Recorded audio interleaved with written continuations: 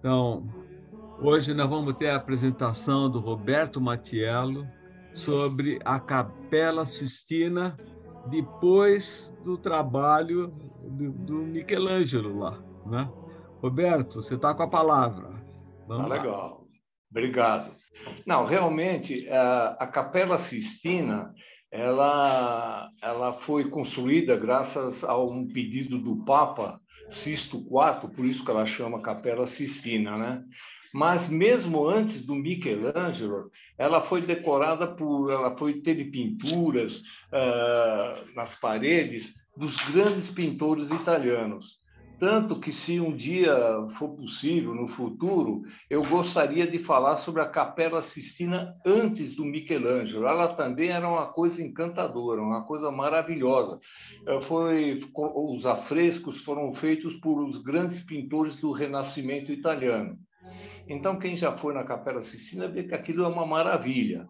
Mas, sem dúvida nenhuma, a Capela Sistina se tornou assim mundialmente famosa, principalmente graças às obras do Michelangelo. O Michelangelo ele afrescou principalmente o teto, né, a parte superior da capela e a parte da parede que fica sobre o altar. Né?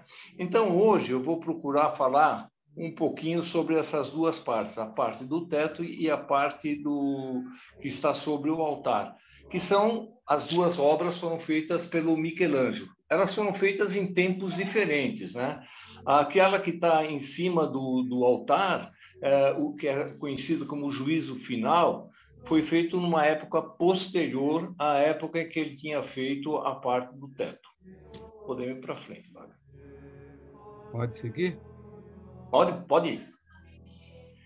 Bom, essa aí eu coloquei uma foto que, para mim, eu já visitei a Capela Sistina algumas vezes e eu confesso que a primeira vez que eu visitei a Capela Sistina eu fiquei meio assustado. Quer dizer, eu fiquei impressionado pelas obras de arte, mas fiquei um pouco chateado, um pouco incomodado pela quantidade de pessoas que está lá dentro. Você começa a olhar e toma empurrão daqui, pisão dali, cotovelada para cá. Realmente é uma coisa incômoda e você tem um tempo determinado para ficar lá. Então, você, na época, sei lá, paguei quase que 20 euros, eu não me lembro, 18, 20 euros, mas, poxa vida, eu fiquei impressionado pela monumentalidade da obra, mas eu não consegui curtir. E algumas coisas que eu observava, pô, achei fantástico, realmente é uma obra fantástica. Mas eu confesso para vocês que eu não. Muitas coisas, ou a maior parte das coisas que estavam pintadas ali, eu não compreendi. Eu achei bonito, mas é aquele bonito de ignorante. Eu só achei bonito, mas não sabia. A grande parte das coisas que estavam lá, eu não sabia o que representava. Eu tive oportunidade de ir outras vezes, mas aí, antes de ir, eu dei uma olhada no que representavam, quais as principais características das obras, e aí eu fui, aí eu achei realmente, eu achei impressionante, porque há detalhes que a gente não sabe, pelo menos eu não sabia a priori, e a hora que você vê ao vivo, você realmente, além da monumentalidade da obra, você vê a genialidade no caso aí do Michelangelo, né? Mas essa foto é só para lembrar que na época do verão, o pessoal na Itália chama de alta stagione, é quando na época de férias, principalmente em agosto lá na Europa, né? Então, cerca de 30 mil pessoas visitam por dia. Veja bem, por dia a Capela Sistina. Então é uma muvuca danada. Fora que, se você não está com o pescoço preparado, você acaba, eu pelo menos, acaba saindo com torcicolo depois de olhar tanto para cima e para os lados, né? Para os lados, para o alto. Né? Vamos em frente. Bom, esse aí é mais ou menos uma vista em corte do que é a Capela Sistina. Como falei para vocês, ela foi construída durante o papado de Sisto IV e entre 1473 e 1481. Ela é relativamente pequena, ela tem cerca de 40 metros de comprimento por 13 metros de altura. perdão, de largura e 21 metros de altura. Quer dizer, ela tem a altura dela é equivalente a um prédio de 7 andares. Então, muitas das pinturas que estão no teto e nas partes altas das paredes, apesar de serem de dimensões grandes, a gente não consegue discernir se a gente não vai já preparado para saber o que olhar e o que ver, né? Além dos afrescos do Michelangelo, e como eu já falei para vocês no começo, existe uma série de afrescos, tanto na parede direita quanto na parede esquerda, né, da capela, que foram feitas, como eu disse para vocês, realmente pelos gênios do Renascimento italiano. Então, essas pinturas, vale a pena a gente conversar, elas falam sobre a vida de Moisés de um lado e a vida de Jesus do outro lado, uma do lado direito, outra do lado esquerdo. Mas, se fosse falar tudo de uma vez só, ficava, eu acho, uma coisa muito pesada. Então, vamos deixar para uma oportunidade futura, tá bom? Vamos para frente, Wagner. Wagner, não estou ouvindo a música de fundo, hein? Não? Tá. Bom, Ok, eu sou meio vou ver. surdo nesse passagem. Vai. Bom, de qualquer maneira, bom, essa é a vista da porta de entrada da Capela Sistina. Vocês veem que do lado direito existe uma série de afrescos feitos por esses pintores que eu falei para vocês, referente à vida de Jesus. Do lado esquerdo, a vida de Moisés. E ao fundo e no teto são as obras do Michelangelo. O Michelangelo pintou entre 1536 e 1541 essas obras, né? Realmente é magnífico. Vamos em frente. Olha, esses são os painéis laterais que eu falei para vocês, as pinturas na parede, né, os afrescos. A parede sul são as histórias do Moisés e as paredes norte as histórias de Cristo. Essas que eu vou apresentar, se o Wagner permitir, numa outra oportunidade. Vamos lá, Wagner. A vista do altar, todos aqueles slides, aquelas fotos que nós vimos anteriormente, eram vistas a partir da porta de entrada. Agora, a gente olhando a Capela Sistina do lado do altar, a gente vê a parte da porta de entrada, que também foi afrescada por pintores famosos. Só que esses afrescos que estão sobre a porta, essa parede, a uma determinada época, se não me engano, 1570, 1500 e tanto, ela desabou. Então, e foram pintadas se não me engano, por Sandro Botticelli e pelo Signorelli, que eram pintores super famosos, né? Aí ela desabou e muito tempo depois elas foram refeitas por pintores holandeses. Tá certo? Também são figuras bonitas, mas não tão famosas como eram os originais, tá? Vamos lá, Wagner. Olha, então aqui a gente vê a porta de entrada, tá certo? Eu coloquei essa setinha na horizontal, mostra a porta de entrada, e em cima da porta de entrada está a ressurreição de Cristo, que originalmente havia sido pintada pelo Ghirlandaio, que era um pintor famoso e realmente muito capacitado, e a luta pelo corpo de Moisés, né, que foi pintada pelo Signorelli originalmente. Mas esses dois quadros, essas duas pinturas, esses dois afrescos, como eu falei para vocês, depois que eles desapareceram por causa do acidente que houve na parede, eles foram refeitos por pintores holandeses. Mas a gente vai tratar disso em outra oportunidade. Vai.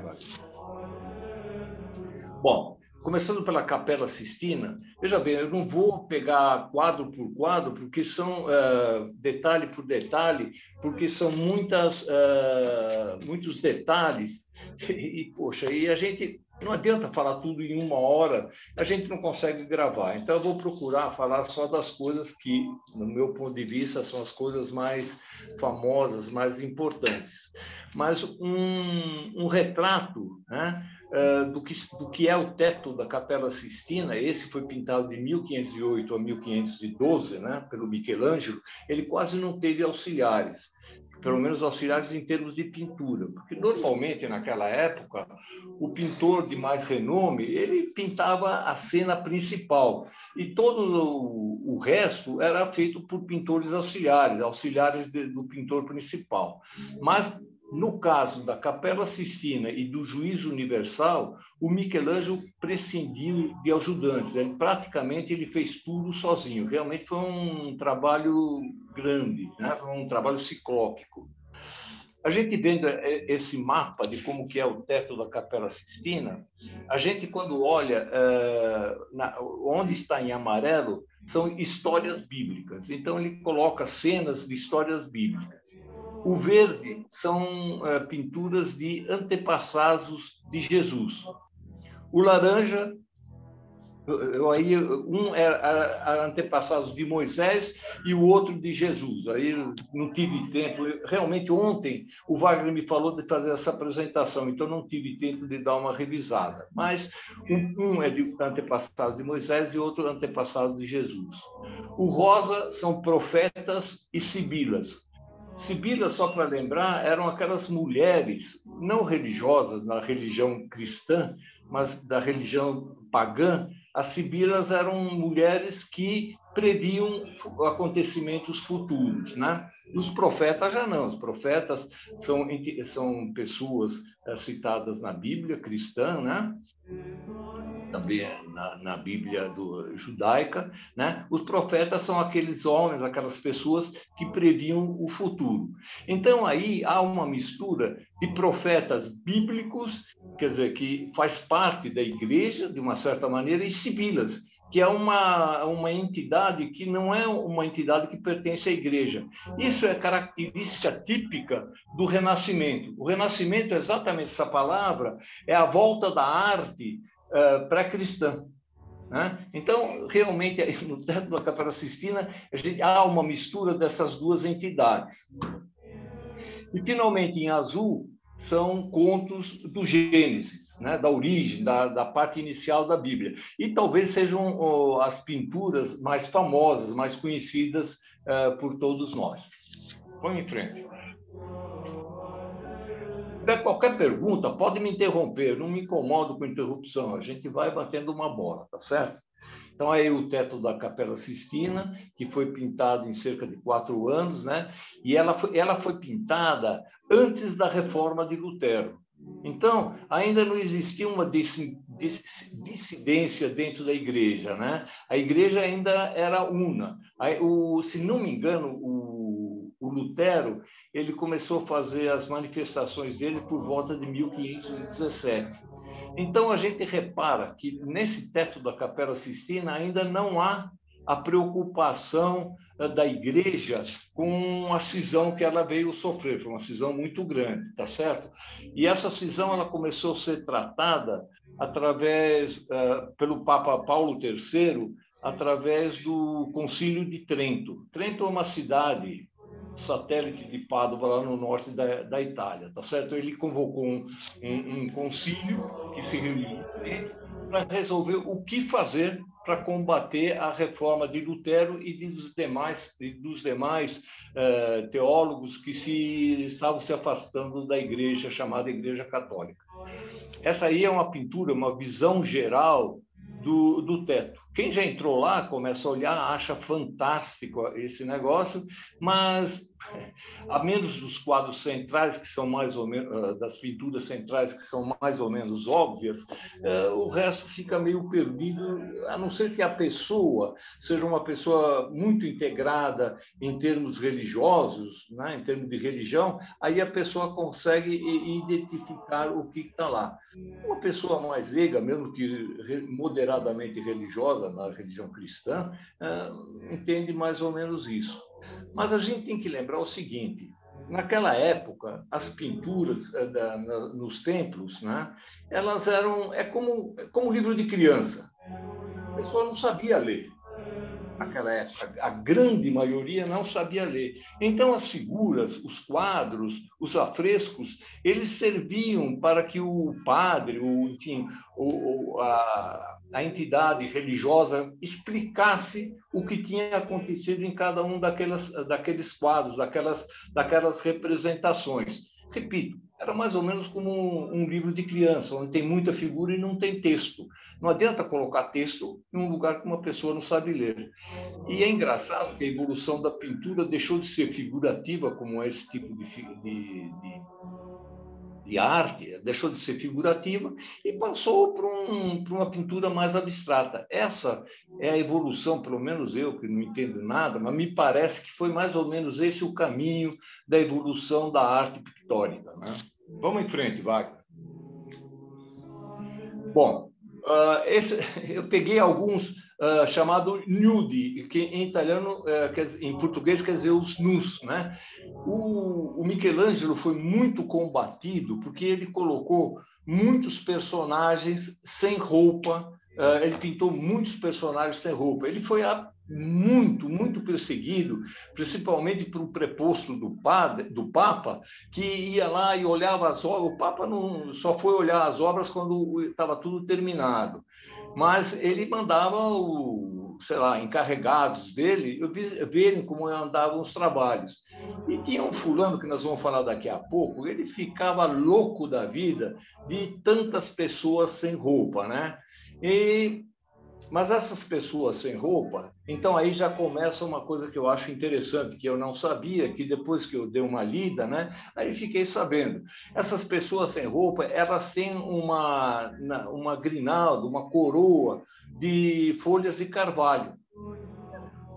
Sabe? A hora que a gente olha lá, se a gente não sabe o porquê, sei lá, tem umas folhas. A gente até pode confundir com folhas de louro, né? Mas não, são folhas de carvalho. E o Michelangelo pintou essas folhas de carvalho em homenagem à família do Papa Júlio II, que foi um Papa que foi sucedendo, e na época que ele pintou, o Sisto IV já havia falecido e já estava na época do papado do Júlio II. Ele era conhecido, o nome dele, Júlio II, era Giuliano della Rovere. A família della Rovere era uma família de Florença, uma família muito importante. E o símbolo dessa família della Rovere eram folhas de carvalho. Então ele, um belo um puxa-saco, aproveitou para pintar coroas de folhas de carvalho nos personagens bíblicos que ele pintou. Vamos em frente. Essa é uma das coisas que a gente vai lá, se não sabe essa história, a gente não reconhece e não fala nada. Bom, daquelas pinturas principais que estão lá no teto, como eu disse para vocês, ela fala sobre o Gênesis, a criação do mundo, né? Segundo a Bíblia, evidentemente. Então, essa figura número 1 mostra a separação da luz das trevas.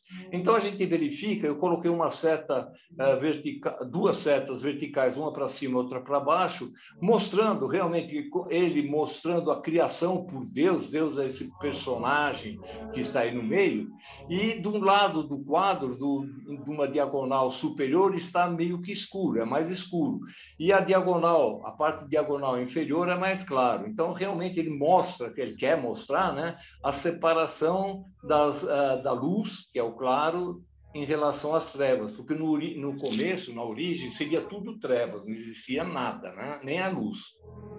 Na figura número 2, a gente vê a criação dos astros e dos planetas. Então, a gente vê em duas passagens Deus, né? Deus dá de roupa, só num detalhe aí, Deus está mostrando o bumbum, né? Ele está criando o sol, né? Criando a luz, né? O Criador é representado duas vezes. À direita, enquanto abre os braços, cria os astros, né? E à esquerda, dando vida às plantas e à terra. Então, era muito comum, e nós vamos ver isso adiante, era muito comum, no mesmo painel, no mesmo afresco, no mesmo quadro, a gente colocar o pintor colocar diversos detalhes, não só uma representação. Eles representavam mais de uma coisa, mais de um acontecimento em um único painel. Quem falou aí que está muito pequeno o teto, eu sei. Por isso que eu recomendo comprar um computador com tela de 37 polegadas, porque, infelizmente, aí não dá para dar detalhes. A gente vai olhando detalhe por detalhe agora, tá? Vamos em frente, Wagner. Bom, essa talvez seja a figura mais icônica, né, do teto da Capela Sistina. É a criação do homem. Então, a gente vê à direita Deus. Eu olhando Deus, isso eu estou abrindo um parênteses, eu achei engraçado. Deus está com a barba branca. Quer dizer, Deus tinha tempo para Deus? Ou seja, o que era o tempo? Porque ele já tinha a barba... Como que era Deus antes da barba branca? Bom, não tinha nada. Mas, enfim, isso é uma consideração que não tem nada a ver com a arte aqui. Então, a gente vê Deus criando o homem, né? E o detalhe mais famoso, mais manjado, que a gente vê em tudo quanto é lugar, são as mãos de Deus e de Adão. Deus sempre presente, tentando fazer o possível para tudo que o homem necessita. E a mão do Adão quer ser ajudado, mas parece que não está com muita vontade, né? Mas, enfim, é uma representação da criação do homem, tá certo? Mas mostrando o que o Michelangelo quis dizer aí, que além de Deus ter criado o homem, ele estaria sempre, segundo a religião, né? Ele estaria sempre à disposição para auxiliar o homem em tudo que ele tivesse necessidade. Bom, nessa criação do homem, uma coisa se destaca. Eu coloquei um destaque pequeno, realmente, as figuras ficam pequenas quando a gente olha nessa tela. Talvez, quando o Wagner depois publicar essa apresentação, a gente consiga, no nosso próprio computador, vê-la em dimensões maiores. Com certeza, a gente verá isso em dimensões maiores se, além disso que está sendo gravado, o Wagner dispuser do PowerPoint que eu apresentei, que eu mandei para ele. Então, no PowerPoint, a gente pode ampliar e ver os detalhes, evidentemente, com maior precisão, com maior Eu vou clareza. passar, sim. Tá. Bom, então, esse aí, uma coisa que é interessante é que o Deus, onde está representado Deus, o perímetro é como se fosse o perímetro de um cérebro humano. Então, eu coloquei na figura de baixo, isso não fui eu que descobri, isso as pessoas comentam, os experts comentam isso, né? Então, seria uma criação, mostrando que é uma criação que vem do cérebro divino, da inteligência divina, tá certo? A inteligência divina que criou o homem e todo o resto do universo, tá? Vamos em frente. Bom, essa aí, a figura número 1 mostra a criação de Eva. Roberto, Pois não. Mas eu também posso pensar que se está dentro de um cérebro, é uma criação do homem, tudo isso que ele está vendo. Também pode ser. Na realidade, existe uma série de versões sobre isso, né? Cada pessoa, cada um tem a sua forma de ver, tá certo? Mas aonde eu li, a maior parte, aquilo que você falou está certo, Tuta, mas a maior parte das vezes, quer dizer, é a inteligência divina, que é enorme, é que fez a criação de tudo. Isso é o que é mais divulgado, mas também há essa possibilidade que você citou. Na figura número 1, aí a gente vê a criação de Eva, né? O primeiro ele criou o homem e de uma costela, assim consta lá na Bíblia, né? De uma costela do Adão, e a gente vê aí a Eva praticamente saindo da costela do Adão, né? A gente vê essa imagem. Também é uma das imagens principais que a gente pode ver lá no teto da Sistina. O outro é a figura número 2, e mais uma vez, a gente na figura número 2, a gente vê um quadro, uma representação, mas com dois fatos separados. Primeiro, é a cobra, né? A cobra, a parte da extremidade, da frente da cobra, é como se fosse uma mulher, talvez ele querendo dizer que o pecado nasceu da mulher, né? A mulher oferece a maçã a Eva e depois Eva oferece a maçã ao Adão. Eles cometem o pecado, né? O tal do pecado do conhecimento, né? E do lado direito a gente vê um anjo, né? Expulsando o Adão e Eva do paraíso, tá certo? Então, repito, isso é muito característico na Capela Sistina e na arte em geral daquela época, no mesmo quadro eles representarem mais de uma ação, né? Então a gente vê o ato do pecado em si e o ato da expulsão do paraíso em seguida. Vamos em frente. Esse aí é uma representação do dilúvio universal, né? Tudo isso consta no Gênesis. Vamos lembrar que essas figuras principais que estão no teto, as principais, representam o Gênesis, né? O Pentateuco, né? Aqueles 5 primeiros livros da Bíblia.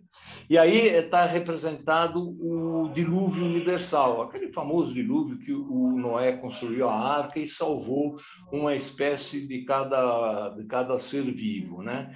No número 1, a gente vê lá embaixo como se fosse uma igreja, né? Se vocês observarem, eu sei, é verdade, a imagem, infelizmente, é pequena, não consigo. Mas quando passar o PowerPoint, vocês vão ter maior clareza para ver isso. Por enquanto, acredite, o número 1 representa mais ou menos uma igreja, né? São os justos, eles estão agrupados na arca. Essa arca, né, a arca do Noé, é que representaria a igreja, que é o símbolo da salvação, né? Então, claro, está pintando uma igreja, ele está mostrando. O número 2 são os condenados, tentando alcançar a arca com um barco que está afundando. Então, eles tentam se salvar, são os condenados, mas o barco está virando, eles vão falecer, eles vão morrer. E no número 3, esse pessoal que está tentando chegar aí na Terra, são os gananciosos. Eles estão carregando seus bens e buscam se refugiar em terra firme. Então, ele mostra, vamos dizer, 3 aspectos, né, do dilúvio universal. Mas só os justos é que estão lá na arca, e a arca é representada como sendo a igreja, é que estão sendo salvos. Vamos para frente. Bom, aí, na figura número 1, o sacrifício de agradecimento de Noé. Consta lá na Bíblia, né? No Gênesis, que quando o Noé conseguiu pousar a arca no Monte Ararat, né? No pico do Monte Ararat, ele salvou todo o resto da humanidade e dos animais, todo mundo acabou morrendo. Só Noé e sua família e uma espécie de cada dos animais é que se salvou. E ele teria feito um sacrifício, né? Teria sacrificado um bode, é o famoso bode expiatório, né? A gente vê aí, eu até coloquei numa seta, um bode com a garganta cortada, é o bode expiatório. Então, ele ofereceu esse bode, ele imolou, ele matou esse bode para agradecer, ele fez esse sacrifício para agradecer o salvamento das pessoas justas, das pessoas da sua família, né? E depois de matar o bode, aí, o pessoal deve ter cozinhado o carneiro e deve ter comido junto com o carneiro, deve ter bebido bastante vinho. De tal maneira que na figura número 2 a gente vê a embriaguez do Noé. Parece que o Noé se empolgou tanto com a salvação da arca e do pessoal, que ele comemorou, além de comer o tal do carneiro, ele bebeu bastante vinho e ficou bêbado. E dos 3 filhos dele, que é o Sem, o Cã e o Jafé, que depois teriam originado as grandes famílias das religiões, né, e dos povos, né? O Cã, um dos filhos dele, começou a usar uma palavra chula, começou a gozar do Moisés, que teria se embriagado. Do Noé. Pois não. Você falou Moisés, não é do Moisés, é do Noé. Ah, desculpa, é Noé. Do Noé. Eu estou me antecipando, mas eu fiz de propósito para ver se vocês estão prestando atenção. Tá certo? Obrigado, Tuta, você está prestando atenção. Então o Noé bêbado, quer dizer, um filho do meio dele lá começou a gozar dele, porque ele ficou bêbado, né? E depois que o Noé ficou bom, ele amaldiçoou o filho dele, esse Cã. O Cã seria, você vê aí como é que é o preconceito, seria o progenitor, o pai da família dos negros. Por isso que os negros são chamados camitas, porque eles seriam descendentes de Cã. Né? Isso é um preconceito danado, mas na época era assim, a gente só pode julgar as coisas com a visão da época em que foram feitas, tá certo? Bom, então esse quadro, esse afresco número 2 mostra a embriaguez do Noé e ele sendo criticado pelo filho dele, pelo filho Cã dele. Vamos em frente.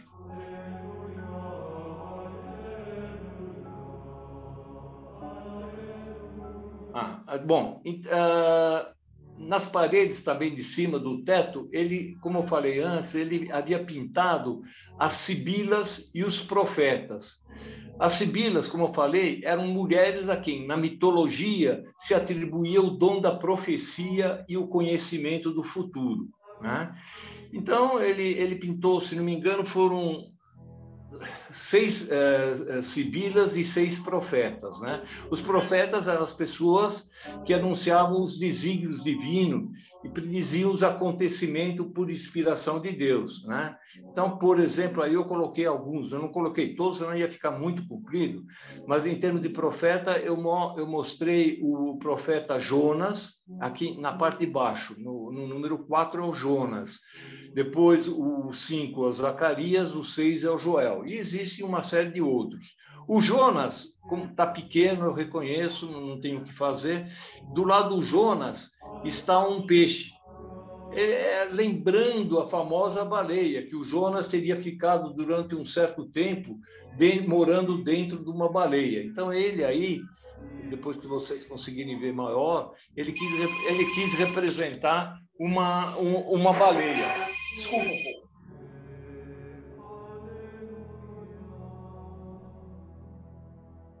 Desculpa, gente. É o telefone.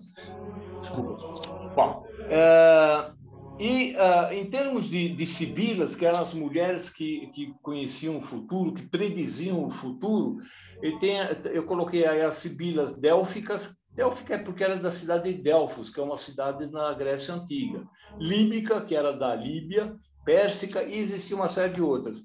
Talvez a mais famosa tenha sido a famosa Sibila de Delfos. Era a mulher que ela aspirava um vapor que vinha da terra e alguém fazia uma pergunta para ela e ela, depois que inalava aqueles gases, né, que provinham da terra, ela previa o futuro, ela falava algumas palavras.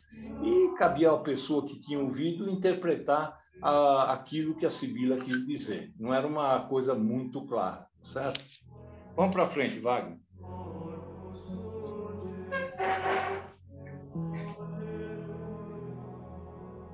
Bom, lá no fundo, gente, a gente vê... Então, eu falei as coisas que são as coisas principais do teto. Realmente, o teto tem muitas outras figuras, mas são, vamos dizer assim, não tão famosas e de interesse um pouco menor. Agora, o que a gente está vendo aí é a parede do fundo, que é a parede que fica em cima do altar. Lá no fundo existe um altar, né? E esse juízo final, que como é conhecido esse afresco, ele foi pintado já quando o Michelangelo já tinha uma certa idade, ele já era considerado velho para aquela época.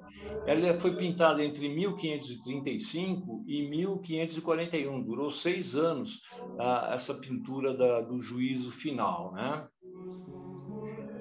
Como nós tínhamos visto antes, a gente viu que as pinturas do teto foram pintadas entre 1481 e 1482, e essas demoraram mais tempo, foram de 1535 a 1541. O importante é a gente observar que essa parede do juízo final ela foi pintada depois que o Lutero já fez a sua manifestação querendo se afastar da igreja. Então já tem um certo cunho religioso, já tendendo a, vamos dizer, a gente vai ver em seguida, a criticar a reforma que o Lutero e os demais, também o Calvino e outros, os Zwingli, tentaram fazer, né? Então, a gente vê aí... Desculpa, Wagner, viu? A gente vê aí essa última parte que mostra essas cenas do juízo final, ela é dividida em setores. Por exemplo, eu, quando cheguei a primeira vez para olhar essa Capela Sistina, quando eu olhei para o juízo final, eu vi um monte de personagens, eu não sabia se eu começava a olhar por cima, e a capela é alta, ela tem como se fosse um prédio de 7 andares, essa parede do fundo, então, quer dizer, é um negócio muito grande. E existe uma série de detalhes que na primeira, como eu disse para você, na primeira vez que eu vi, eu não sabia se começar de baixo, do meio, de cima, enfim, a gente fica meio perdido, tá certo? Mas existe uma certa didática para olhar e para entender esse juízo final. Vamos em frente. Aí, ó. O juízo final foi pintado quando Michelangelo já tinha 60 anos. Para aquela época, uma pessoa com 60 anos era considerada um velho, né? A pessoa tinha uma expectativa de vida muito menor do que se tem hoje. 60 anos é um cara velho. E diga-se de passagem, ele pintou essa parte por encomenda do Papa Paulo III, que foi exatamente esse Paulo III que convocou o Concílio de Trento, que era o concílio para dizer, para determinar o que a igreja deveria fazer para combater o cisma que estava ocorrendo, originado pelo Lutero, né? E esse Paulo, só abrindo um parênteses, esse Papa Paulo III, existe uma capela que fica do lado da Capela Sistina, mas ela não é aberta, normalmente ela não é aberta ao público. Chama-se Capela Paulina. Depois que o Michelangelo pintou a Capela Sistina, o Papa Paulo III pediu para ele fazer uns afrescos na capela dele, por isso que chama Capela Paulina.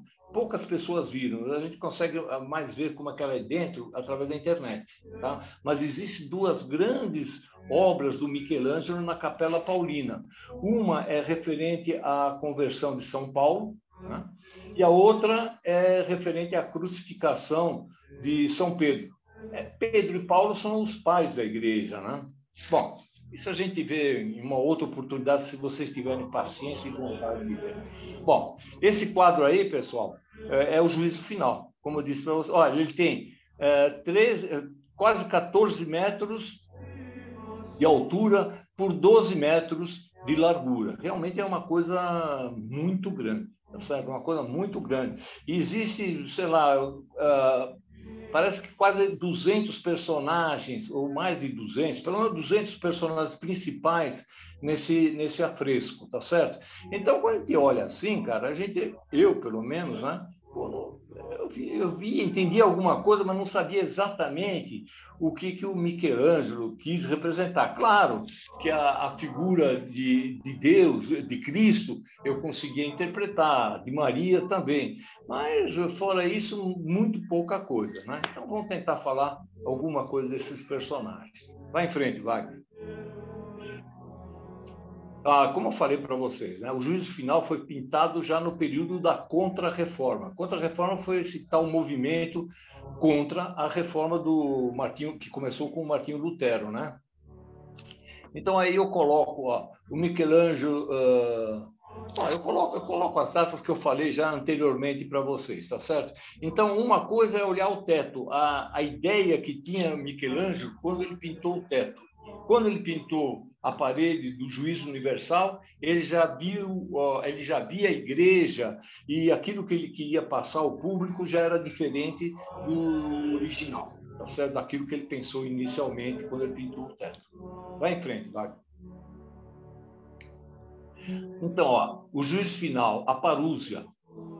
Parúzia, vocês não sabem o que é, acho. Eu não sabia o que era. Aí eu fui lá.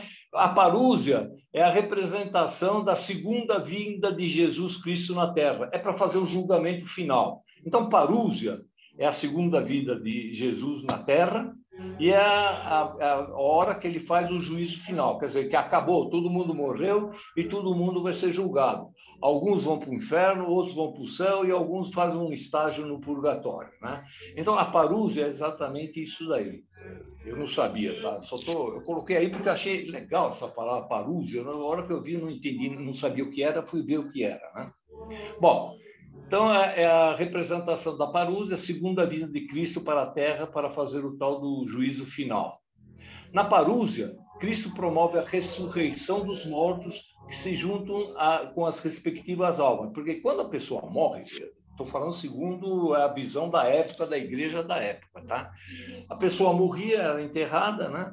Mas a alma continuava viva e ficava em um determinado lugar, lá, num limbo, ficava esperando o julgamento, né? E o julgamento era quando terminasse o mundo. Quando todo mundo morria, quando acabava tudo, aí vinha Jesus e fazia o julgamento final, o juízo final. Aí alguns ele puxava lá para o céu, outros faziam um pit stop no purgatório, e outros estavam condenados eternamente a ficar no inferno, né?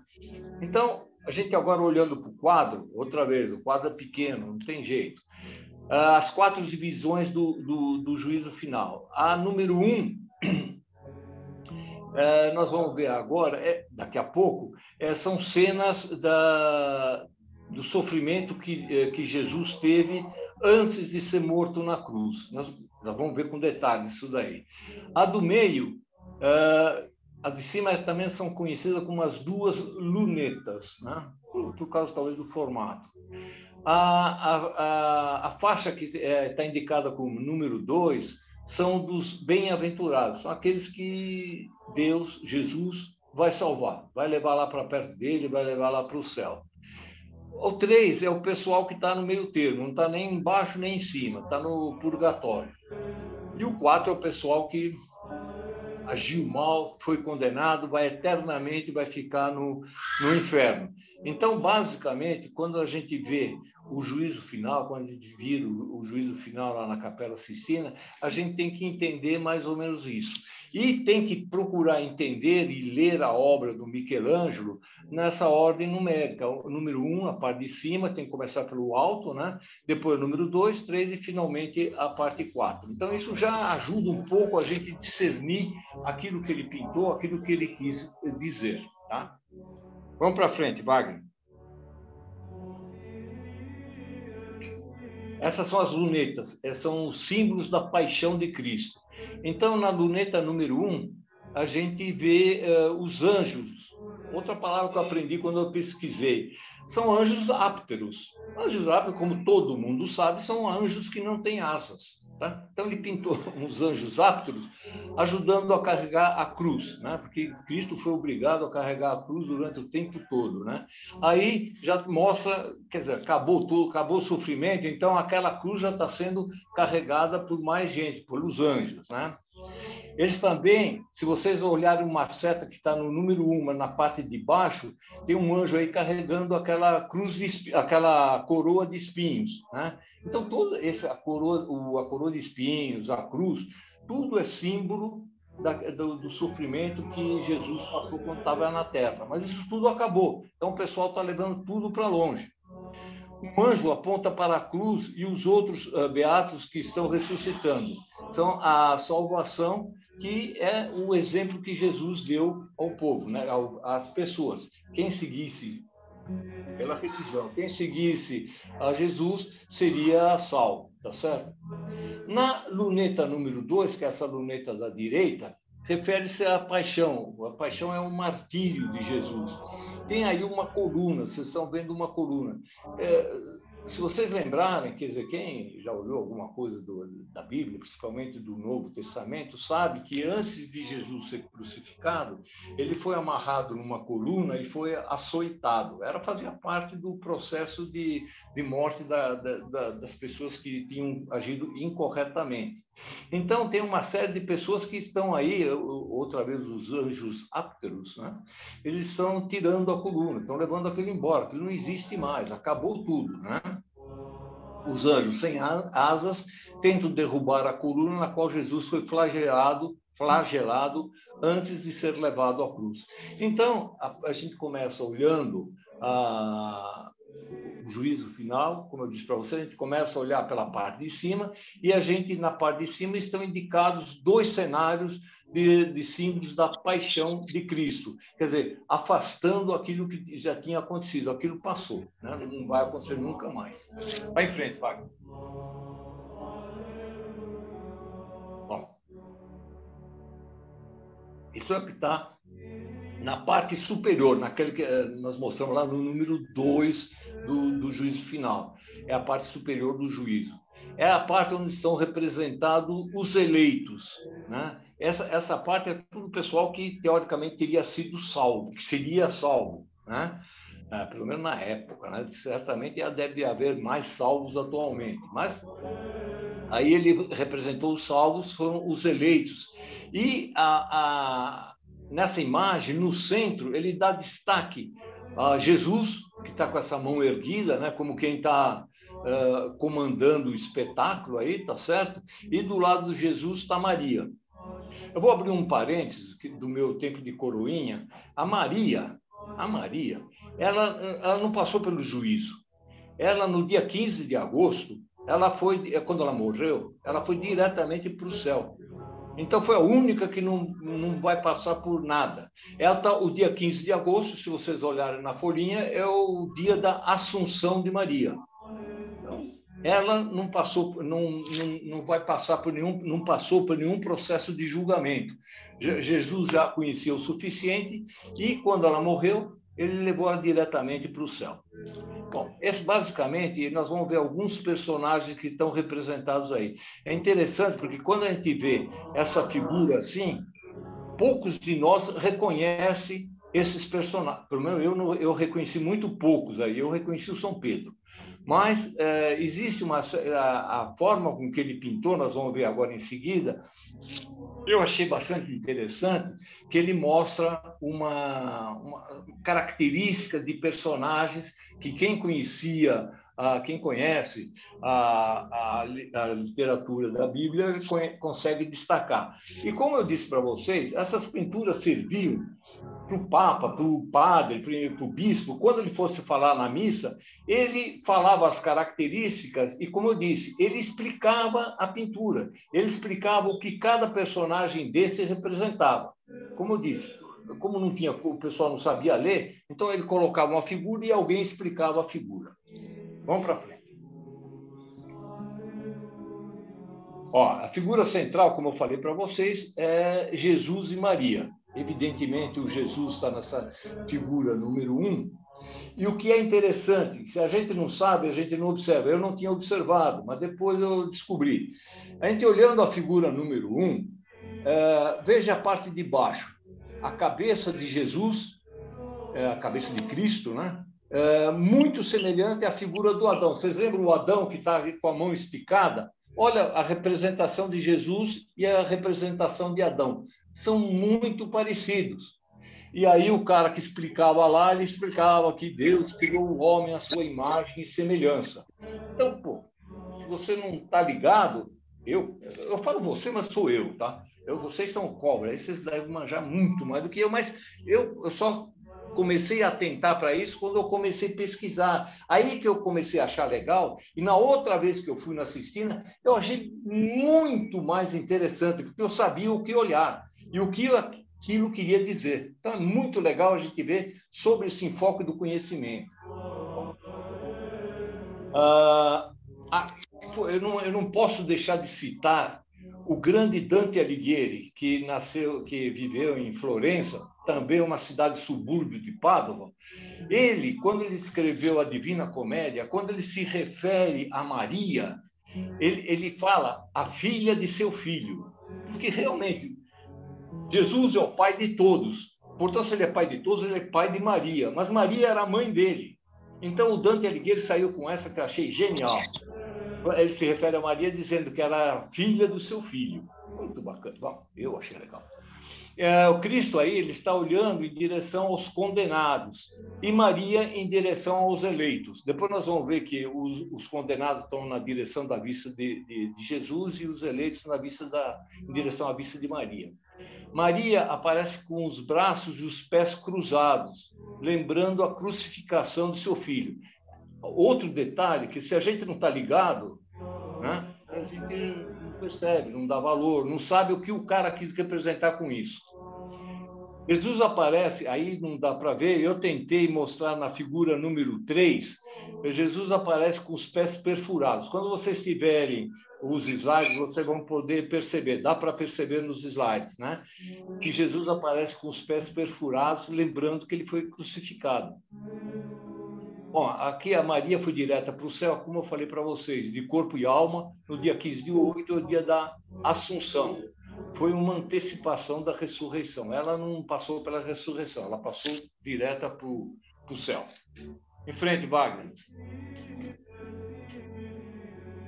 Agora a gente vê alguns detalhes dos eleitos. Os eleitos, chamados eleitos, são aqueles que vão direto para o céu. O grupo da esquerda de Jesus, né, é formado quase que só por mulheres. Dá uma olhada. Esse grupo aí é quase só por mulheres, né? As virgens, as sibilas, mulheres com o dom da profecia, eu já falei isso para vocês, e as heroínas do Antigo Testamento. Então, dá destaque para uma mulher em primeiro plano, né? A figura número A é uma mulher grande. Só lembrando, o Michelangelo, ele era bom mesmo, era na escultura. E quando ele pintava como se fizesse escultura, pessoal cheio de músculo, cheio de força, etc. e tal. Foi um desafio para ele fazer a pintura. Na realidade, ele não queria fazer a pintura. Foi um camarada que encheu tanto a paciência do Papa que obrigou o Michelangelo a pintar. Ele não queria. A profissão real dele era escultor. Mas ele, como ele era um gênio, né, ele mostrou que ele também era bom nisso. Então, o destaque da figura da mulher em primeiro plano A. Dá uma olhada, tem uma seta aí, eu coloquei uma seta na mulher A, né? Ela representa a misericórdia da igreja. Veja como essa mulher está acolhendo uma outra pessoa. Então, ele quis representar aí a misericórdia da igreja. Então, a pessoa pode pecar, pode fazer o que for, mas se ela se arrepender, a igreja acolhe novamente. Essa era uma insinuação, aquela questão do Lutero que estava afastando a igreja. Então, o que ele quis dizer, nas entrelinhas, é que a pessoa ainda teria chance de se redimir, de voltar à igreja, né? Os detalhes número 2 e 3, eu indiquei com flechinhas, também estão mostrados aí, tá certo? Uma mulher cochichando, eu não sei se o Michelangelo achava que mulher era muito fofoqueira, mas tem uma mulher conversando com a outra meio na surdina aí, tá? Com isso. E na número 3 é uma senhora já de idade, e a gente vê aí que ele mostrou com os seios de fora. Ele foi muito criticado por mostrar as pessoas nuas, né? Mas, enfim, essa é uma parte dos eleitos, a parte das mulheres dos eleitos. Vem em frente, Wagner. Eu vou tentar ser rápido, pessoal, não quero aborrecer muito vocês, tá? Bom, aí da parte do outro lado ele mostra os homens, né?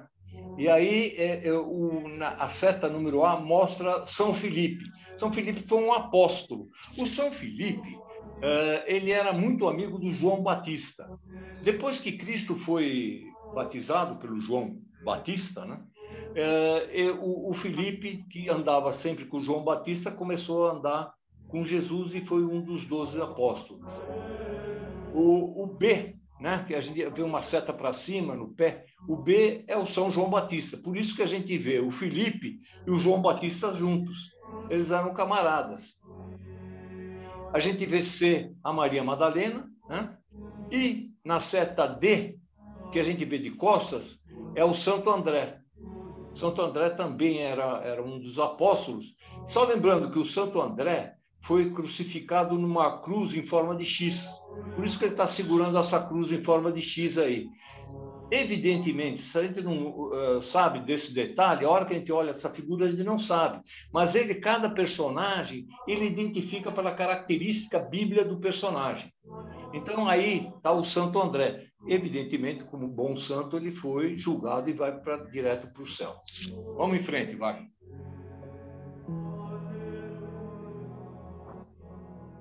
Que eu acabei de falar do Santo André aí, ó. Esse que está segurando a cruz em forma de X. De costas, Santo André, segurando a cruz em forma de X. Ele era irmão de São Pedro, Santo André. Ele também era pescador. E só a título de conhecimento, a gente vê a bandeira da Escócia, esse X, é porque o Santo André é patrono da Escócia. Então, a bandeira da Escócia tem esse formato exatamente para homenagear o patrono da Escócia. E eu coloquei também o símbolo da cidade aqui vizinha nossa de São Paulo, é o vizinho de Santo André. Também Santo André aqui no Brasil, aqui essa cidade limítrofe nossa, tem o X, quer dizer, que é a cruz de Santo André. Só que essa cruz de Santo André tem as cores verde e amarela porque está aqui no Brasil. A da Escócia é azul e branca. Repito, é só detalhes que a gente conhece e a gente vai analisando e a gente vai achando que é legal o negócio. Vai em frente, vai. Bom, aí mais alguns detalhes. Se do lado direito, do lado esquerdo só tinha mulheres, desse lado praticamente só há homens, né? O grupo da direita é formado por mártires e beatos, com maioria de figuras masculinas. O homem forte carrega uma cruz. Dá uma olhada, tem um camarada forte aí carregando uma cruz. Esse parece que ele quis representar Dimas. Dimas, para quem não sabe, é o bom ladrão. É aquele camarada que do lado de Cristo foram crucificados mais duas pessoas. Um mau ladrão, que não se arrependeu, e o bom ladrão. O bom ladrão, ele pediu perdão e Jesus disse que naquele mesmo dia o bom ladrão estaria, como ele se arrependeu, estaria do lado dele lá no céu, né? E foi perdoado. Eu sei que o bom ladrão chamava Dimas. O outro ladrão, eu não sei se alguém sabe, eu não me lembro, acho que era Luiz, mas não tenho certeza. As três figuras na parte inferior, na parte de baixo, a gente olhando essa figura, tem uma seta número 2 aí. As três figuras na parte inferior são São Biagio, Santa Catarina e São Sebastião. Interessante que todos esses santos aí, eles estão cobertos. Eles estão cobertos, que eu digo, com roupas, ou com um pano, né? Cobrindo as partes mais sexuais, etc. e tal. Mas quando, na origem desses três personagens, quando o Michelangelo os pintou, eles estavam nus, certo? Ele teve que fazer, depois de morto, enquanto ele estava vivo, eles não mexeram na pintura. Depois de morto, alguns anos depois, teve um fulano que, a pedido do Papa, foi lá e cobriu. Colocou as vestes em alguns dos personagens. Vamos em frente, vai. Bom, aí são os elogios e críticas que muita gente fez, ou fez principalmente à época, né, às obras do Michelangelo. A gente vê aí na parte número 1, duas pessoas se abraçando, quase se beijando. Parece alguma coisa quase que homossexual. Na realidade, eles estão se confraternizando porque eles foram salvos. Mas fica uma interpretação meio dúbia. Diga-se de passagem, apesar do Michelangelo ter vivido quase que 90 anos, sei lá, viveu muito, ele nunca foi casado. Ele tinha umas amizades com rapazes do mesmo sexo. Agora, era alguma coisa diferente. Se tinha alguma predileção diferente, isso eu não sei. Bom, mas a gente vê que essas figuras, a figura número 1, duas pessoas se abraçando, a figura número 2, duas pessoas se beijando, que estão também mostradas na figura número 3, né? Na figura número 4, 5 e 6, na figura número 4 está mostrando os personagens de São Biagio, Santa Catarina e São Sebastião sem roupa, tais como foram pintados pelo Michelangelo. E a gente vê nas 5 e as 6, eles vestidos, Santa Catarina e São Sebastião vestidos. A gente sabe que é São Sebastião por causa das flechas que ele tem na mão. São Sebastião, para quem não sabe, eu também não sabia, ele era um soldado romano que assumiu a religião cristã. E ele foi flechado por causa disso. Ele foi, como castigo, ele foi flechado.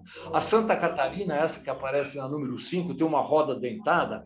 Ela foi uma mártir cristã que ela foi condenada a ficar entre duas rodas dentadas. E ela foi moída por essas duas rodas dentadas. Está aí mostrando. Então, quando a gente sabe o que acontece, a gente reconhece o personagem. Por isso que existia a figura da pessoa explicando. Agora, a gente vai lá meio desprevenido, jamais eu vou imaginar que essa seria a tal da Santa Catarina, né? O outro São Sebastião e assim por diante. Agora, no detalhe, a figura 7 está o Daniele de Volterra. Ele foi o cara que foi o pintor das roupas, ou dos trajes que, entre aspas, cobriam as obscenidades das pinturas do Michelangelo. Mas, repito, isso só foi feito depois que o Michelangelo morreu e, algum tempo depois, muitas das roupas que ele tinha pintado, muitos dos panos que ele tinha pintado foram removidos, deixaram os personagens nus. Tanto que a gente vê muito personagem nu nas cenas, tanto enfim, das cenas em geral, tanto do juízo final, quanto das outras passagens bíblicas na Capela Sistina. A gente, por exemplo, viu Deus mostrando o bumbum de fora, no teto, né? Isso, antes eles tinham coberto essa parte do bumbum dele, mas faz parte de como é cada época, de como é o juízo de cada época. Vai em frente, Wagner. Então, aí, ó, eu peguei alguns detalhes disso que eu acabei de explicar para vocês. A figura número 1 é o Dimas, o bom ladrão. O mau ladrão não aparece nem no inferno. Não sei que fim levou o mau ladrão, cara. Eu fiquei procurando ele, mas eu não achei. Só aparece o tal do Dimas. O São Sebastião, soldado romano morto por ter se tornado cristão. No 3 está Moisés. Moisés, e seu nome é citado em várias vezes. Ele é uma homenagem. Moisés realmente foi um grande personagem bíblico, né? Ele é citado em várias passagens no Êxodo, no Levítico, livro dos Números e dos Deuteronômios, né? Então, ele pintou também. Em 4 está a tal da Santa Catarina, mostrada também no 5.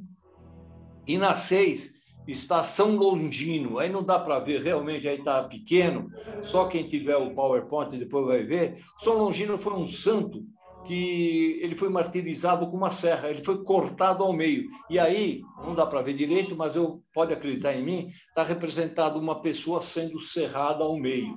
Por isso que a gente reconhece o São Longino. Mas a gente precisa dar uma estudada antes para poder reconhecer, senão a gente simplesmente vê um camarada sendo serrado sem entender quem é. Vai lá em frente, Wagner. Bom. Essa é legal, hein, cara? Essa figura número 1, a gente vê na parte de baixo São Lourenço. Né? São Lourenço é o número 1. Estava parecendo um camarada com uma grelha na mão. Não é festa de churrasco. Na realidade, ele foi martirizado, sendo colocado em cima de uma grelha e tendo morrido assado sobre o fogo, estando ele numa grelha. O número 2 é o São Bartolomeu. Esse São Bartolomeu, a gente vai ver, eu coloquei depois uma figura maior. Esse São Bartolomeu, cara, ele também foi martirizado, ele foi esfolado, ou seja, tiraram completamente a pele dele enquanto vivo. E, em seguida, ele foi decapitado. Então, o pessoal não se contentava em matar.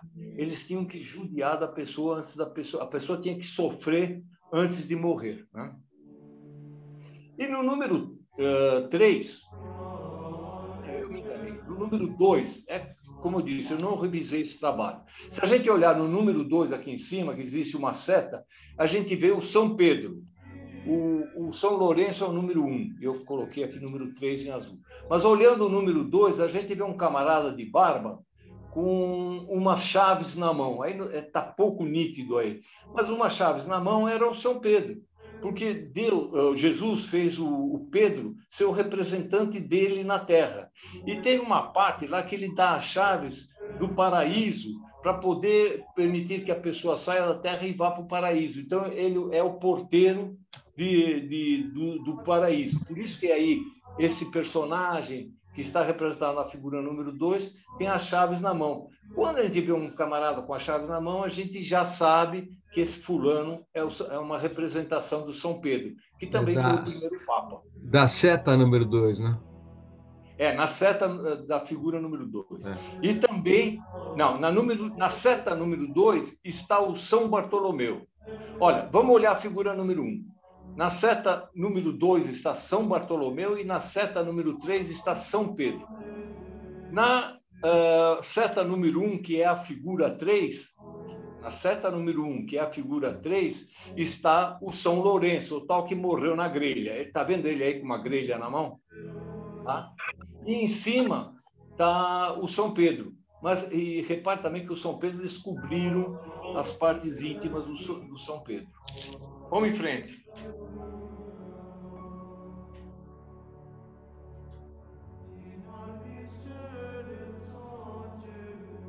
Essa aí é legal, hein? Eu falei que o detalhe do camarada que foi esfolado, o tal do São Bartolomeu.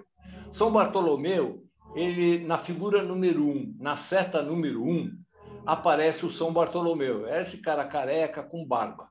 Ele está segurando, na mão dele, ele está segurando uma pele com um rosto, né? É exatamente representando, a gente descobre que é São Bartolomeu exatamente porque ele foi esfolado, né? E ele está segurando a pele dele que foi esfolada, né? Agora, o interessante, gente, é que esse rosto, a gente olhando aí na figura número 1, na seta número 2, a gente vê o rosto. Esse rosto é o rosto do Michelangelo. Dá uma olhada, eu coloquei o Michelangelo aqui na seta número 4. Então, o Michelangelo se autorretratou.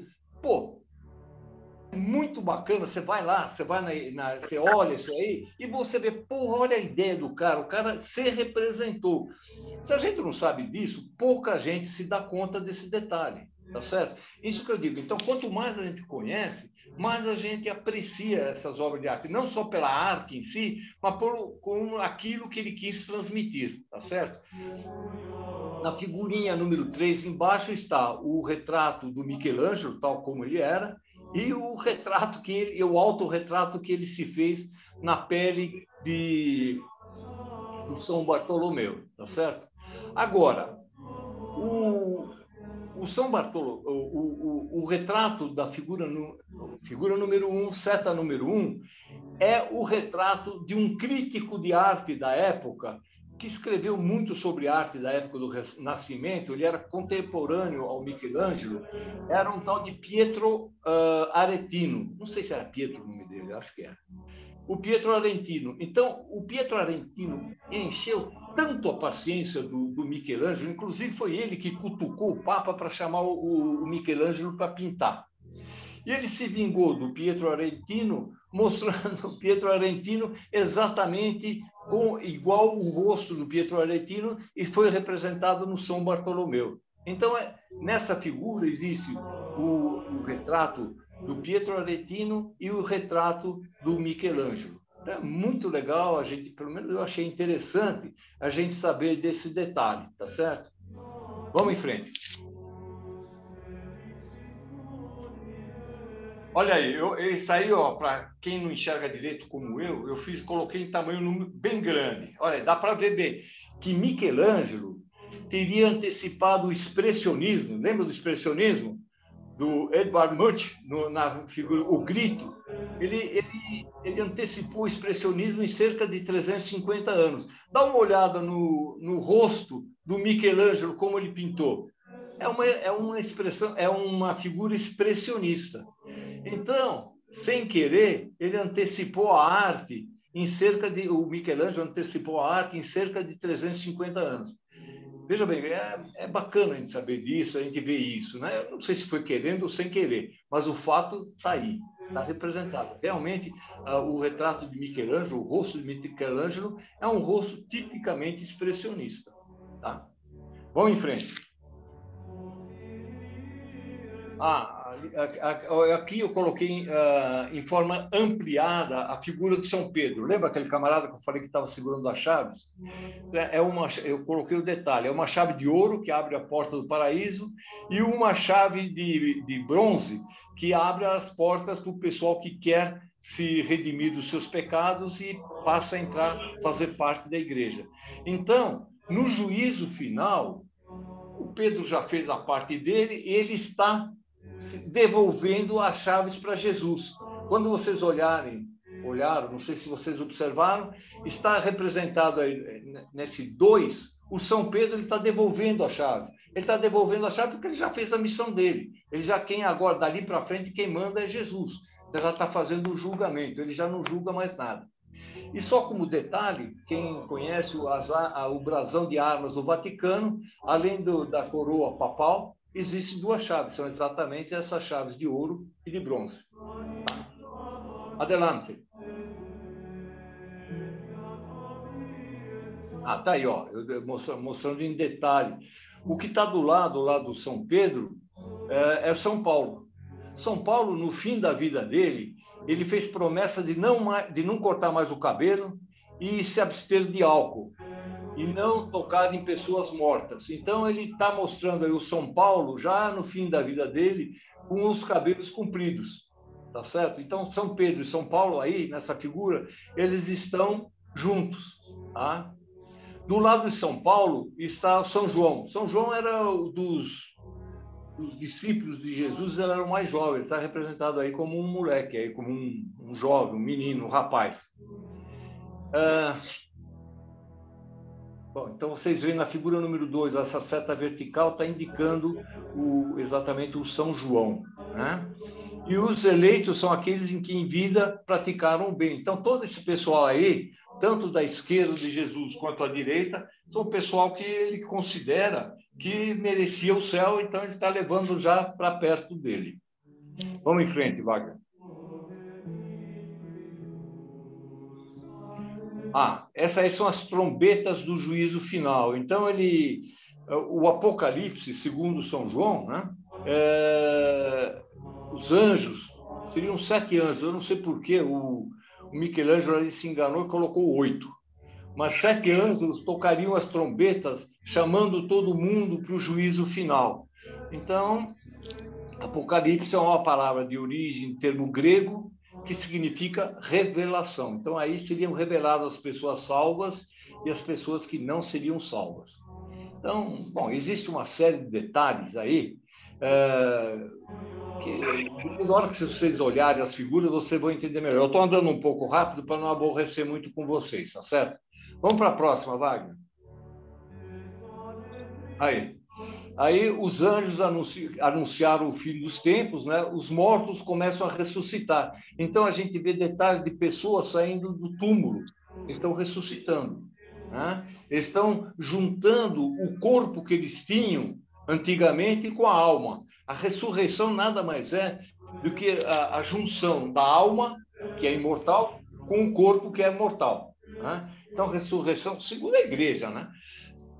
Seria isso. Então, ele representa aí alguns dos mortos, pessoas mortas sendo ressuscitadas, saindo dos túmulos. Dá uma olhada nesse quadrinho número 2, existe uma pessoa em forma de cadáver, né? E a alma incorporando a um ser que volta a ser como ele era quando era vivo. Então, essa é a representação, segundo a igreja, da ressurreição, certo? No momento da ressurreição, as almas retornam aos seus respectivos corpos. Na ressurreição, os corpos se tornam novamente como eram quando estavam no seu vigor físico. O frade no alto, aqui, quem olhar a figura número 1, tem uma seta vertical para baixo, é um frade.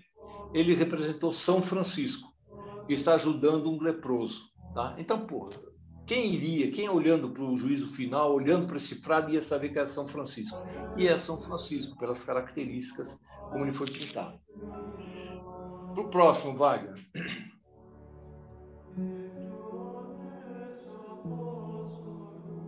Bom, esse aí, em palavras rápidas, mostra do afresco, né? A luta entre o céu e o inferno. Então, a gente vê um personagem aí que está de ponta cabeça, ele está com a seta, figura número 1, na seta número 1, existe um anjo tentando salvar a pessoa e 2 demônios tentando puxar a pessoa para baixo, para o inferno, né? Então, é a luta entre o bem e o mal. Provavelmente esse cara, pela lógica, devia ir para o purgatório, tá certo? Porque esse cara, ele causou o interesse dos anjos, de uma pessoa boa, mas também o interesse dos ruins, dos demônios, né? Então, ele está sendo disputado.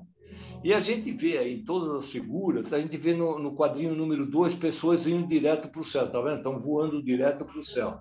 Esses já são salvos direto. Vamos para o próximo, Wagner.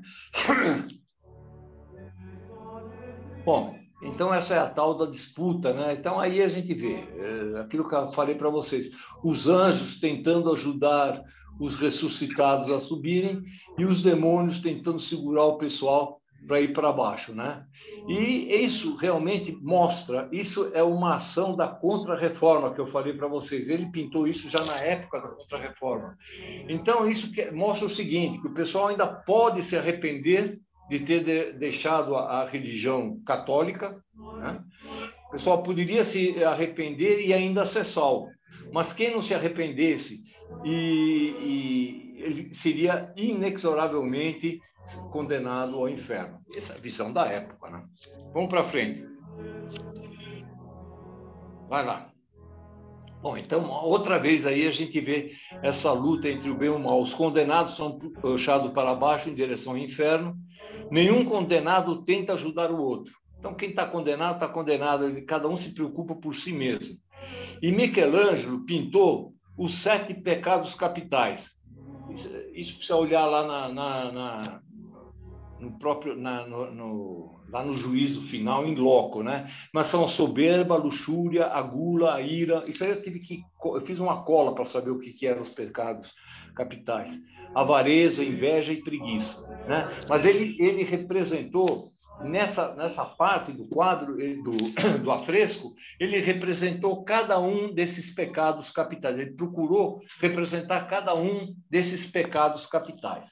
Vai mais um, Wagner.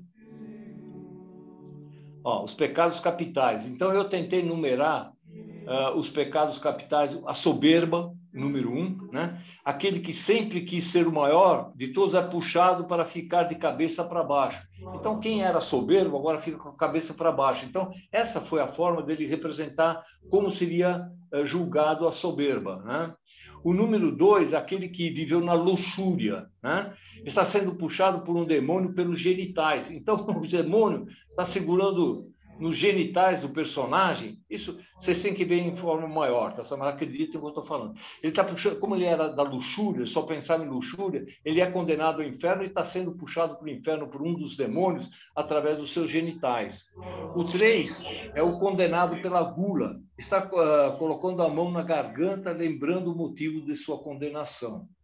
O 4 é a ira, ele está lutando a socos com o anjo que o empurra para as profundezas. Então, é um cara cheio de ira. Ele continua com ira e está lutando com o anjo. Ele quer ir para o céu, mas não adianta. Então, ele briga com o anjo. Vai em frente, vai.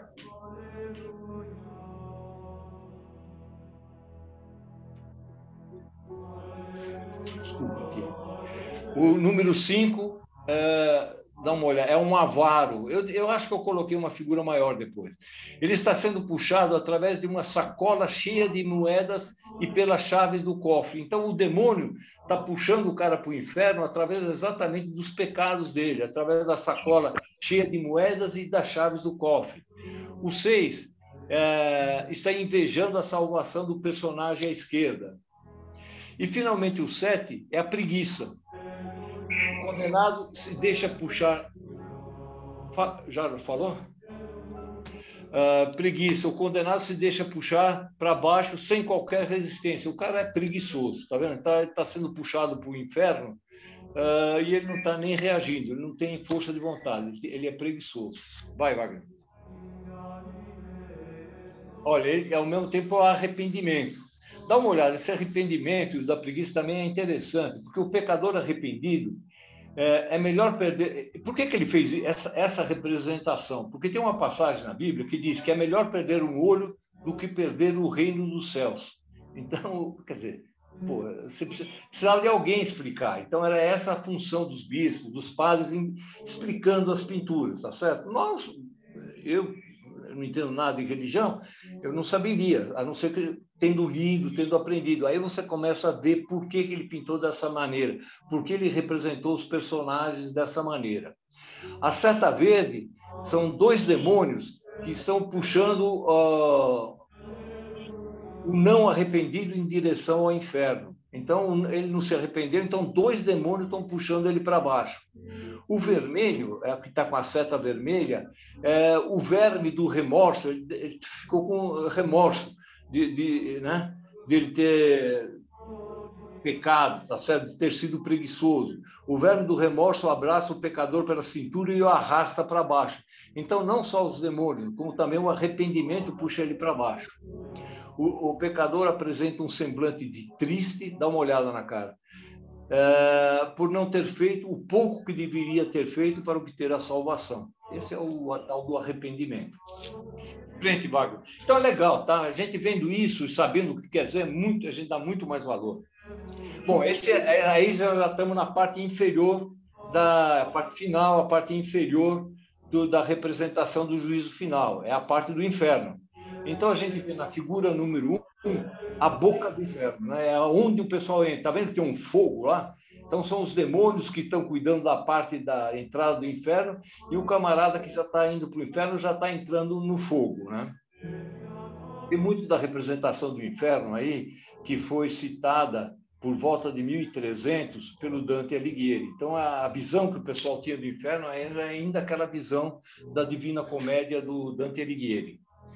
Na figura número 2, no quadrinho número 2, a gente vê Caronte. Caronte, para quem conhece um pouco de mitologia, né, era o barqueiro do inferno. Era o camarada que embarcava todos os condenados e atravessava os rios Estinge e Aqueronte e levava o pessoal que tinha sido condenado para o inferno.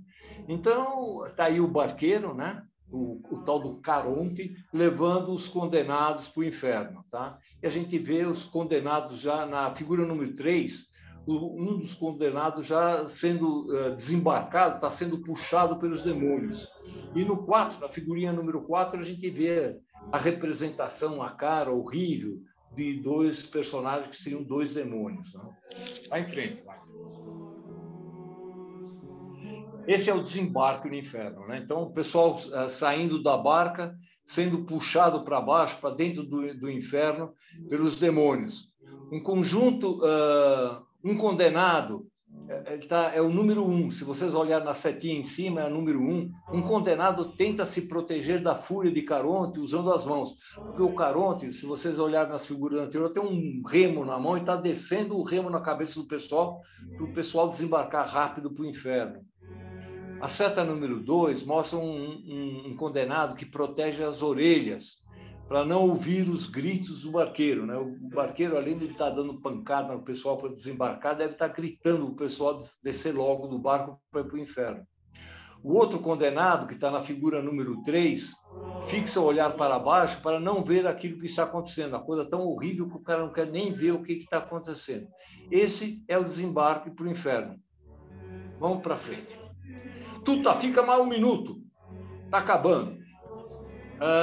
Bom, olha aqui, ó. Então a gente vê aí, ó, na figura número 1 e 3, né, os demônios usam violência para conduzir os condenados para o inferno. Os condenados são também todos, de todas as raças. É interessante que ele colocou um condenado na figura número 2, um negro. Né? Então ele mostra que não tem distinção de raça ou cor. Qualquer um pode ser condenado ou salvo. Da mesma forma que os anjos empurram os condenados para baixo, os demônios fazem o mesmo. Então, tanto os anjos não querem que eles sejam salvos, Quantos demônios quero que eles entrem direto para o inferno? Acho que tem mais uma ou duas. Vai à frente, Wagner.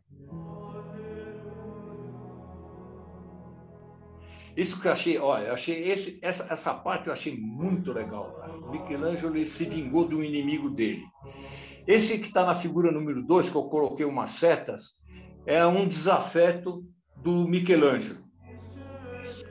Ele representa como se fosse o Minos, um deus do inferno. Mas ele representa o Minos, se vocês olharem aí na figura, o Minos tem orelha de burro e rabo de burro. Dá uma olhada. A orelha dele de burro e na seta estou mostrando aí o rabo. As orelhas dá para ver também no detalhe número 3, né? Esse personagem, ele tem uma serpente, uma cobra, que está mordendo os genitais dele. Então, o cara está sofrendo barbaridades. Minos teria cometido o pecado da luxúria, por isso que tem uma cobra aí avançando nos genitais. Mas, na realidade, quem ele pintou aí foi o rosto, esse rosto do Minos é o rosto do Biagio de Cesena. Era um secretário do Papa que supervisionava os trabalhos de Michelangelo. Como eu disse para vocês, o Papa não ia lá ver o que o Michelangelo fazia. Ele mandava esse Biagio de Cesena. Cesena é o nome de uma cidade. Biagio devia ter nascido lá. E esse Biagio enchia a paciência do Papa, pedindo para o Michelangelo mudar as coisas, cobrir os corpos, fazer isso, fazer aquilo. E o Michelangelo não aguentava o tal do Biagio de Cesena. E como que ele se vingou? Ele se vingou do Biagio fazendo um retrato do Biagio desse jeito, com orelha de burro, rabo de burro e uma serpente pendurada nos genitais. E isso, o que eu achei mais engraçado, a hora que o Biagio viu isso, ele ficou louco da vida. Ele foi lá e foi se queixar com o Papa. Então, eu mostro aí o cara se queixando com o Papa. Aí o Papa foi mais genial ainda, o Paulo III, ele falou, olha, meu filho, eu não posso fazer nada. Eu mando quando muito aqui na Terra e um pouco no céu. Mas no inferno eu não mando nada. Se você ficou no inferno, você vai continuar lá. E até hoje, se a gente vai lá ver, a gente vê o tal do Biagio de Cesena. Então, isso eu acho muito legal. Se a gente não sabe essa história, a gente vê um cara lá e não sabe exatamente o que cacete ele está fazendo lá. Mas é o tal do inimigo mortal do Michelangelo, que está há 500 anos sofrendo lá no inferno. Michelangelo tinha bom humor, pelo menos, né? Exatamente. Exatamente. Vai lá, Wagner. Bom, aí, falei, é o final. Quem vai na Capela Sistina fica com a bruta dor no pescoço. Agora, olhando para o computador, a gente enxerga menos, mas fica sem dor no pescoço. Eu quero agradecer a atenção de vocês, desculpa a demora, mas foi um negócio rápido aí, tentando apresentar essa obra aí. Muito bom, Roberto, muito maravilhoso, bom. Muito Roberto. Foi Obrigado. Ótimo. É isso aí, gente. Parabéns, Roberto. Bom, obrigada, muito bom, adorei. Muito bom.